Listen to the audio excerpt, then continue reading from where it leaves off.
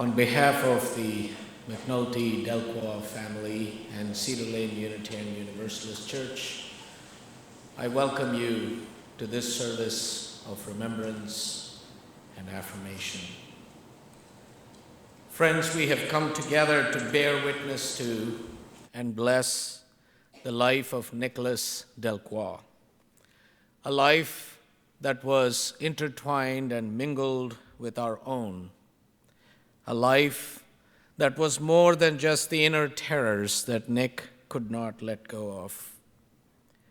We gather to honor Nick's memory and to support one another in grieving a death that is one of the hardest to grieve, death that is chosen.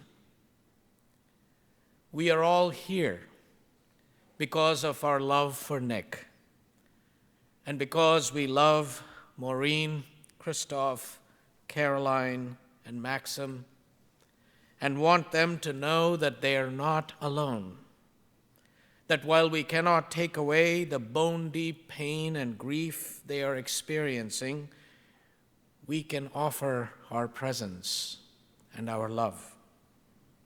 So we come bearing our grief and perhaps feeling bruised by this death, and asking what we might have done to prevent it. We come with a range of emotions as deep and complex as the person we are remembering today. Here, in this sanctuary, there is love and the searing pain of separation. Here, there is anger and the futile search to understand why Nick could not weather the despair that locked him alone into himself. Here, there are questions. Why, mostly? Why? Nick's choice to die touches the despair that accompanies many of us in our own moments of loneliness and threatens the structures of meaning that affirm our lives. So let us remember that no single act of desperation can define a whole life. No matter how stalked by pain, Nick's life also had its moments of delight and happiness, of caring and friendship, sharing and love. As the Reverend Sarah York says, death by choice is not a denial of life. It is a cry of despair for more life. It grows from a deep personal alienation or profound suffering and is carried out alone after a struggle within the self. When a community gathers for a service of remembrance, it is always a diverse gathering. We come from different places, from different faiths that sustain our individual lives. We come with our own ideas and beliefs about death and life and the afterlife. We also come with our own experiences of loss, as well as deeper questions about life. Whatever you bring into this sanctuary this morning, all are worthy, all are welcome. But we share one thing in common. Nick's life has been woven into each of our lives in so many ways, and experiences of him now transformed into memories afloat on a great sea of love. We come together then in deep sorrow for what is lost, in mourning for what once touched and loved is now beyond touching, though not beyond loving, in affirmation of the grasp of life made more secure for the presence, certain though fleeting, of one another. And finally we gather in courage, ever tested and ever renewed, that we shall journey yet with one another through the days, alike of sadness and joy, which lie ahead. in this spirit we gather. As is the custom of our Unitarian Universalist tradition, we open this sacred time with the lighting of the chalice. The flame we light is an ancient symbol of transformation, and the chalice that holds it is a symbol of our gathered community and the holy, known by many names, in which we live, move, breathe, and have our being. I'd like to invite Maxim and Caroline to come forward to kindle the memorial flame.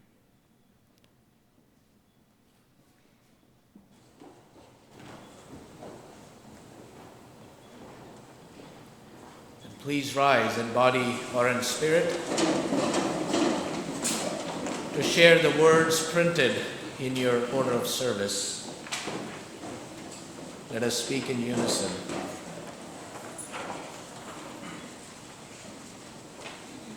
In our time of grief, we kindle a flame of sharing, the flame of ongoing life. In this time of remembrance, when we search for understanding and meaning, we light this sign of our quest for truth, hope, and community. Please be seated.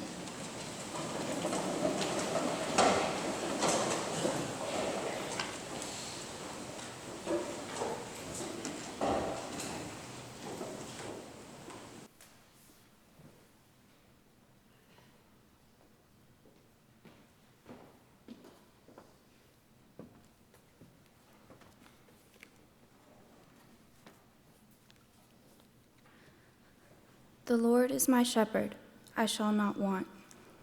He maketh me to lie down in green pastures. He leadeth me beside still waters. He restoreth my soul. He leadeth me in the paths of righteousness for his name's sake. Yea, though I walk through the valley of the shadow of death, I will fear no evil, for thou art with me. Thy rod and thy staff, they comfort me. Thou preparest a table before me in the presence of mine enemies. Thou anointest my head with oil. My cup runneth over. Surely goodness and mercy shall follow me all the days of my life, and I will dwell in the house of the Lord forever.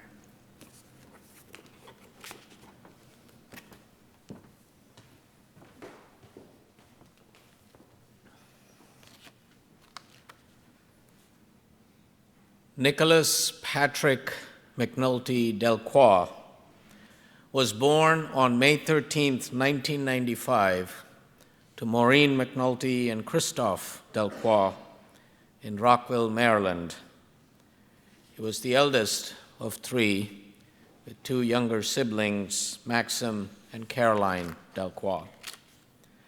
After graduating from Albert Einstein High School in 2013, Nick attended Salisbury University briefly, where he played rugby before going on to explore his varied interests.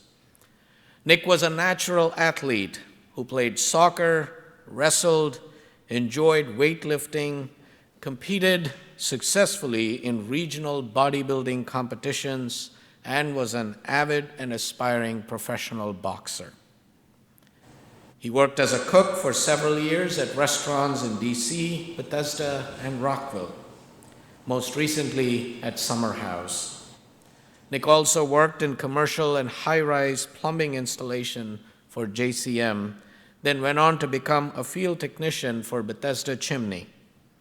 He occasionally worked as a personal trainer, helping clients reach their fitness goals.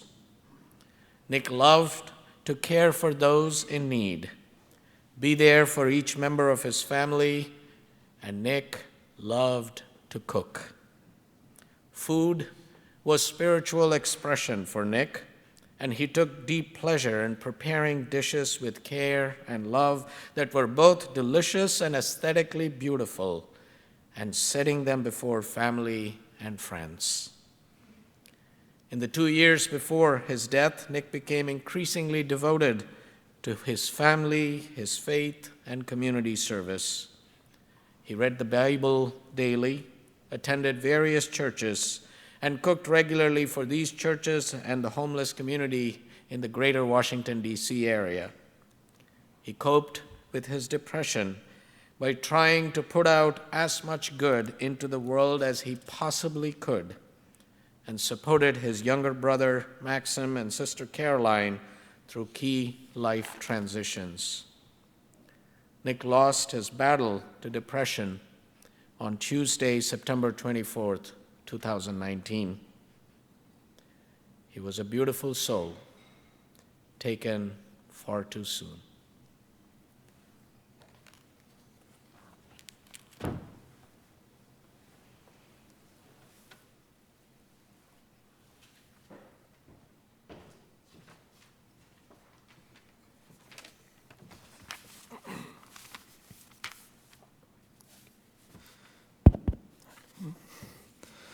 When I die, if you need to weep, cry for your brother walking the street beside you. And when you need me, put your arms around anyone and give them what you need to give me. I want to leave you something better than words or sounds. Look for me in the people I've known and loved, and if you cannot give me away, at least let me live on in your eyes, and not in your mind. You can love me the most by letting hands touch hands, by letting bodies touch bodies, and by letting go of children that need to be free. Love doesn't die, people do. So when all that's left of me is love, give me away.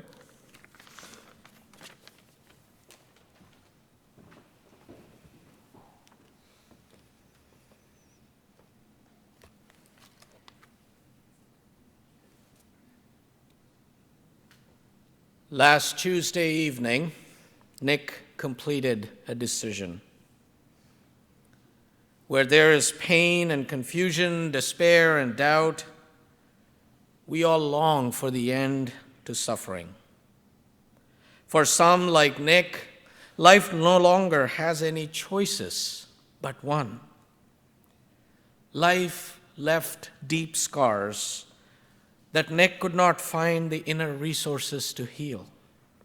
The inner pain was too great, pain that he had contained within himself for years, pain that lashed out in anger, mostly at himself. Nick chose to end the suffering for himself. The mind was exhausted, the heart frightened, and the end taken. The suffering does not end, however, for those who have loved and cared for him. Friends and family are left with feelings of shock, betrayal, anger, sadness, and in time, compassion and forgiveness. Those who are left ask and continue to ask, what could I have done? Why didn't I see it? Inevitably, our anguish frames the question, why, if not on our lips, in our hearts. But there is no answer that removes this question, no answer that can bridge the chasm of irreparable separation. Because life will never be the same. And this is as it should be. For our loved ones are not expendable. There are no words, no prayers that can adequately contain the shock, the unfairness, the bewilderment of a young life cut brutally short. It is difficult for any of us to say the right thing, to know how to put things in perspective. In the words of the Reverend Kristen Harper, there are times that words are inadequate, prayers are not enough, even touch too difficult to handle. All we can do is breathe together. Witness the senseless, honor our brokenness, and let whatever falls, tears or bodies, land on the soft earth. In these times when light seems too bright and joy mocks our pain and the tides of anger overwhelm, we sit side by side, reaching out with our hands and our hearts, flooding the air with what love we can muster, acknowledging the wrenching tear in the bundle of life that is our interconnected web, clinging to the strands that bind us together. Friends, let us admit a deep truth, that none of us carries enough concern for others upon this earth. We try with our best resources, with what we can bring to bear, with what we can lavish out of self at the time. But sometimes it may not be enough, though our failures are not through callousness. And yet, we try, and we seek to find meaning in tragedy, to soothe torn emotions. But while our mind struggles to find meaning, we can only feel the separation, feel the sudden loss, remember the love, the hopes, the shared struggles, the arguments, the tears, the joys, the good times and the bad. And then, with wisdom that is beyond our understanding, we must accept and respect the inner understanding, as tormented as it may be, which chooses to go its own way. Accept it simply as an expression of life which we could not share with Nick, even when we wanted to. We can meet such loss, such deep, sudden loss, only with our grief, that uncontrived mixture of courage, affirmation, and inconsolable desolation. Grief is enough, for in our grief we live into an answer, as in the depths of love and selfishness conjoin, until if we allow it, love reasserts its dominance. And we become more aware of the community of living of which life makes us a part. When a death such as this cuts across life in its fullness, we are also left with a certain incompleteness. We know that Nick leaves much unfinished, unfulfilled, unsaid. There are still other things you wanted to share with him and he with you. Weddings, the birth of children, the growing old together, another home-cooked meal, another walk with his mom, another soccer game with his dad, another swim in the ocean with his siblings, another ride in the big truck with Maxim, another hug, and another, and another. This sadness we feel for the loss of this life, so full of love and potential, full and blossoming, mingles with the deep sadness for the loss of all those possibilities not realized. In the midst of the brokenness and the brokenheartedness we hold and carry, may the grace of love that will not let us go or let us down, a love that endures beyond death, sustain us as we breathe into a new moment of absence. May this moment that we have help provide Nick's loved ones and all of us to the courage to face the loss of his physical absence and open us to the spirit of living memories.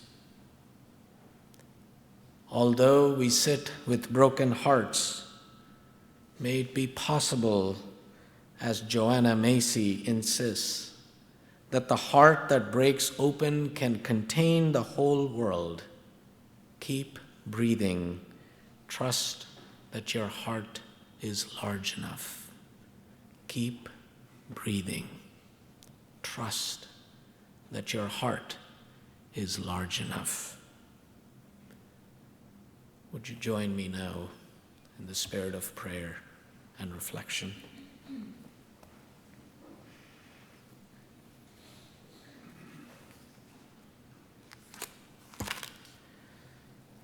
Nameless one of many names,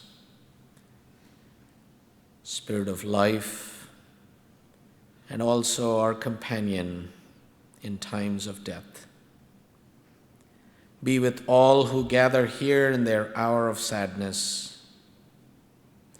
Help us, O Spirit, to cry out loud, to hold each other gently, to live with unanswerable questions, normal feelings of anger and guilt, and this gaping hole of loss.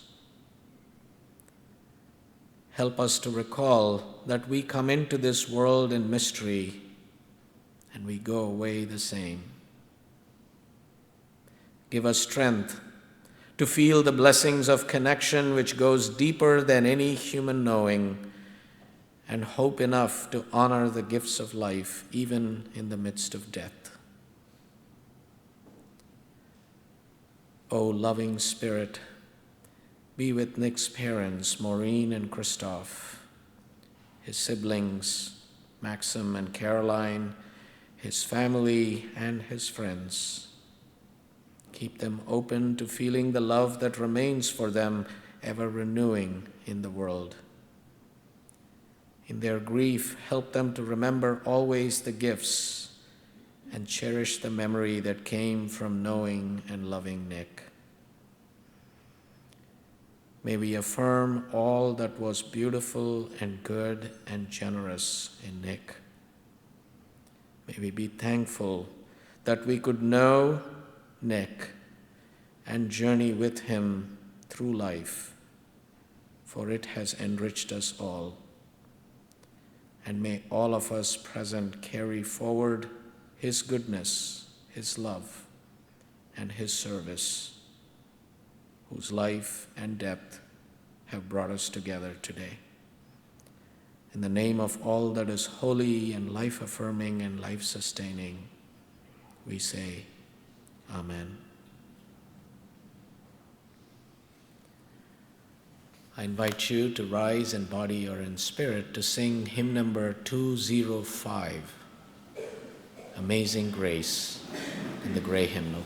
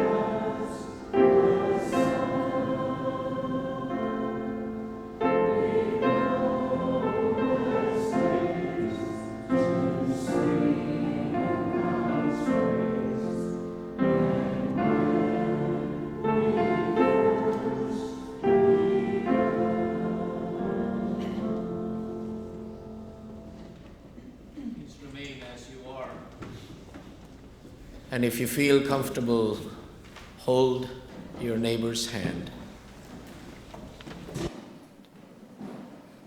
To form a larger circle of caring and community and life. And now we come not to the end, but the beginning of a life with Nick in our hearts, his memories imprinted on our souls. We shall make the part of him within us proud of our actions and our deeds, proud of our love and our compassion. We will continue to grieve, continue to feel his loss, yet we will continue on our journey of life, secure in the knowledge that love is eternal, that love is beyond death. Go in peace, my friends. Go making peace. Live gently, love mightily, and bow to the mystery. Please be seated for the postlude. Following the postlude,